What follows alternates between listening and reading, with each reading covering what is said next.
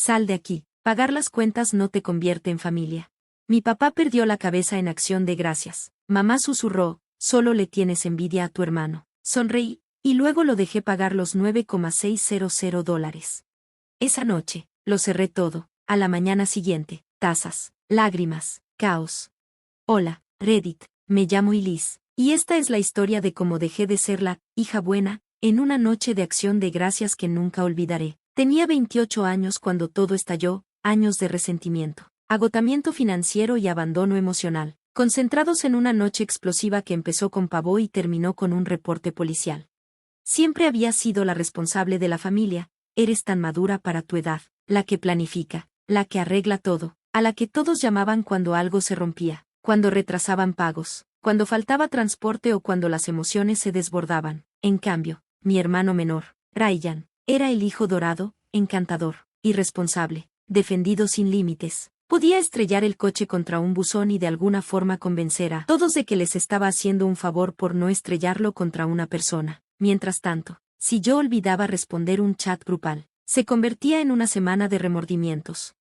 Después de la universidad, conseguí un trabajo estable en contabilidad. A los 25 ganaba lo suficiente para independizarme, pero no lo hice porque mis padres estaban hundidos en deudas y dejaban que todo se desmoronara en silencio. Así que me quedé. Empecé cubriendo la despensa, luego las utilidades. Con el tiempo, pagaba la hipoteca en los meses que el negocio de mi papá fracasaba, lo cual, spoiler, era seguido. Nunca me jacté, nunca me quejé, solo seguí arreglando, pagando y dando. Y llegó Acción de Gracias. Como siempre, éramos nosotros los anfitriones. Me había tomado el día libre del trabajo para limpiar la casa, preparar la comida y hacer recados. Mi mamá ya tomaba vino a mediodía y se quejaba de que la salsa de arándanos no era casera, aunque ella no había cocinado ni un solo platillo. Mi papá estaba en el garaje trasteando con algo inútil, probablemente para evitar poner la mesa. Y Ryan llegó una hora antes de la cena, con una sudadera de diseñador, oliendo a colonia, quejándose de lo agotador que era su trabajo, a pesar de que solo tenía un empleo de medio tiempo en una tienda de vapeadores y vivía gratis en el departamento que mis padres aún pagaban. La cena empezó tensa, como siempre, las conversaciones iban con risas fingidas y pullas sutiles. Mi tía sacó el tema de la política, mi primo se desahogó sobre las criptomonedas, mi mamá recordaba en voz alta que Ryan trabaja tanto y que solo necesita un descanso. Yo me quedé en silencio tomando vino, intentando no explotar, hasta que mi papá se volvió hacia mí y dijo, de repente, ¿sabes qué, Elise? Pagar las cuentas no te convierte en familia, no actúes como si te debiéramos algo. La mesa quedó en silencio, parpadeé, sin estar segura de haberlo escuchado bien. ¿Perdón? Dije. ¿Lo oíste bien? Contestó, molesto. Últimamente traes una actitud, como si fueras mejor que todos solo porque cubres algunas cuentas. Eso no es lo que significa familia. Se me heló la sangre. ¿Algunas cuentas? Dije, en voz baja. ¿Te refieres a los últimos 19 meses de renta? El seguro del coche que he estado pagando por ustedes. Los $300 que le di a mamá la semana pasada para la despensa. ¿Esos son algunas cuentas? Él hizo un gesto como si espantara a una mosca. Nadie te pidió que hicieras todo eso. Si me lo pidieron, respondí, más dura. Cada vez que se atrasaban, cada vez que iban conmigo en vez de al banco, cada vez que dejaban a Ryan en paz y me veían a mí para limpiar su desastre. Fue entonces cuando mi mamá se inclinó y susurró la frase que me hizo estallar por dentro. Solo le tienes envidia a tu hermano. Me quedé paralizada, luego sonreí, de verdad sonreí, no porque estuviera feliz, sino porque algo en mí por fin se dio. La miré directamente y dije con calma. Entonces haz que él pague los $9,600 que he cubierto desde el octubre pasado. Su rostro palideció. ¿Crees que le tengo envidia a Ryan? Al tipo que no paga renta, no ayuda, ni siquiera llama a menos que necesite dinero para gasolina? Muy bien, continué, hazlo tu proveedor, hazlo tu plan B, a ver cuánto dura. Ryan, que estaba metiéndose puré de papas como si nada estuviera pasando, levantó la vista, ofendido.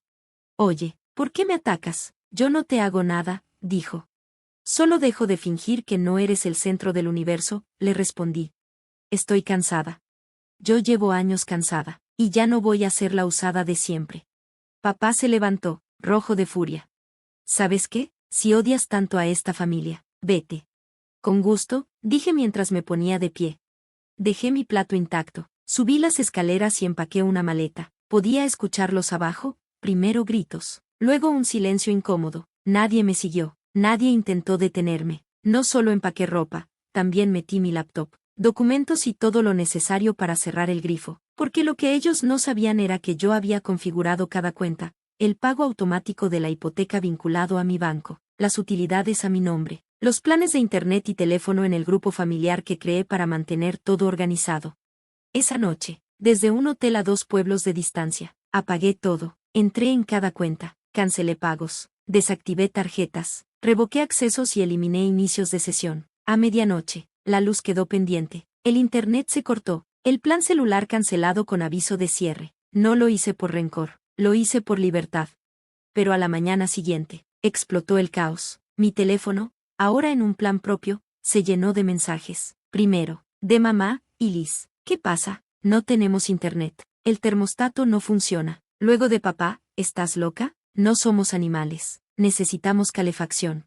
Para acabar, una llamada de un oficial de policía. Alguien había reportado una disputa financiera doméstica. Mis padres intentaron decir que les robé dinero y les negué acceso a necesidades básicas. El oficial, al explicarle que yo era la única titular de las cuentas y simplemente ya no quería costear a adultos que me insultaban y me ignoraban, se quedó confundido. No se presentaron cargos, pero el daño emocional ya estaba hecho. Al mediodía, mi tía me mandó un mensaje, mamá lloraba y me rogaba que regresara. Ryan publicó una historia en Instagram sobre serpientes en la familia, y papá guardó silencio, porque, por primera vez, no pudo arreglar nada con un grito. Tendría que enfrentar que era la vida sin mí. Pasé la mañana siguiente tomando café de hotel y leyendo cada mensaje, uno por uno, como deshojando una flor de culpas. Mamá mandó al menos 12 textos, desde la negación hasta un llanto total. Nos castigas por nada. Podrías hablar con nosotros como adulta. Te criamos, te dimos todo. La ironía casi me hace reír. Quise responder, me dieron todo menos respeto, pero no respondí. En cambio, reservé un Airbnb por una semana con el dinero que habría usado para su factura de celular. Necesitaba tiempo, espacio, paz. Al segundo día, los mensajes disminuyeron. Papá no dijo nada desde su arranque. Ryan aún me lanzaba indirectas como, familia no es sangre, es quien te respalda. Lo bloqueé. Ya no respaldo a quienes ni siquiera revisan si tus llantas están bajas. Luego cayó la bomba de verdad, un mensaje de mamá, cortaste el pago automático de la hipoteca. El banco llamó, llevamos 45 días de retraso. Dicen que podríamos quedar en mora si no pagamos antes del viernes. Sin perdón, solo pánico, solo consecuencias. Y yo seguí sin responder, porque no era frialdad. Les estaba dando algo que nunca, la oportunidad de enfrentar el peso de sus propias decisiones. Esa tarde llamé a mi amiga Alana, mi verdadera familia, y cenamos. Cuando le conté todo, me miró con los ojos bien abiertos. Y Liz, es la primera vez en años que te escucho hablar sin parecer a punto de colapsar. Tenía razón, mi cuerpo se sentía distinto sin la presión de la vida de otro sobre mis hombros. Al cuarto día, papá se quebró, llamó desde un número desconocido. Y Liz, dijo con voz baja y cansada, está feo. Sí, contesté tranquila, hace mucho que está feo. Suspiró con fuerza, no sabía que habías cubierto tanto. Tu madre, ella siempre decía que lo hacías porque querías, que te hacía sentir necesitada. Yo era necesitada, pero no apreciada. Hubo silencio en la línea. No quise decir lo que dije, murmuró, estaba enojado, avergonzado. Tal vez, verte sostener todo mientras yo ni siquiera podía mantener un sueldo estable, me hacía sentir inútil.